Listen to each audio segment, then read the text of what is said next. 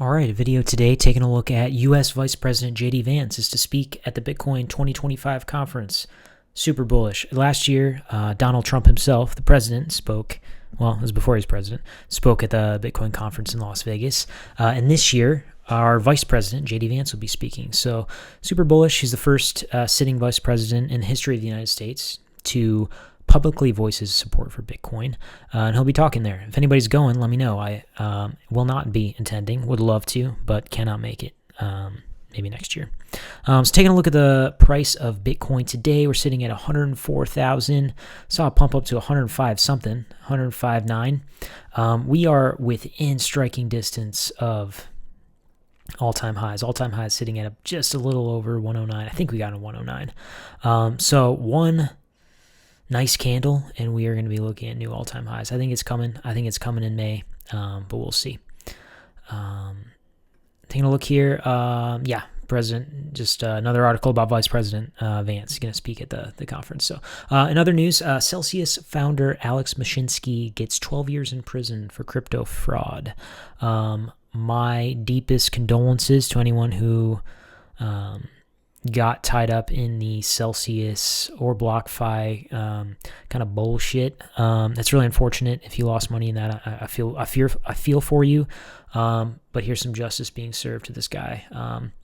And again, BlockFi, these guys were just as dirty. So hopefully we hear some repercussions coming for them as well.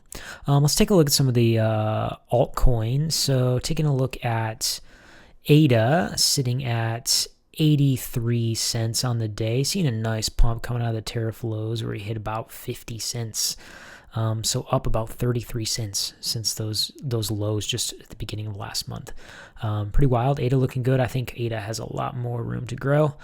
Taking a look now at SUI sitting at just over $4, and it dipped to like $1.670. And SUI, again, in striking distance of all-time highs. But again, let's go back to Cardano, actually, and look at, like, Cardano not...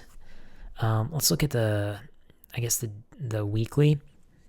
Cardano not in striking distance of its all-time high. So that's why I think Cardano has so much room to run. Sorry, we're losing connection here. I think Cardano has so much room to run because it is so far from its all-time highs. All-time high of Cardano was... $3, just over $3, and we're sitting at 83 cents. So something to keep an eye on, like some of these bigger, like kind of blue chip altcoins that are nearing their previous all-time highs, whereas some of these other like kind of older, people call them dino projects, are not. ADA is not, but it is looking stronger than ever. Something to keep an eye on. And then let's look at Solana as well. Sitting at $182 Solana, with the previous all-time high of almost $300.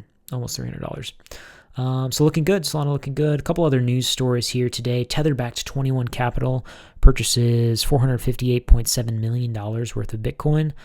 They're taking the strategy, Michael Saylor MicroStrategy approach, and they are buying a lot of Bitcoin, essentially.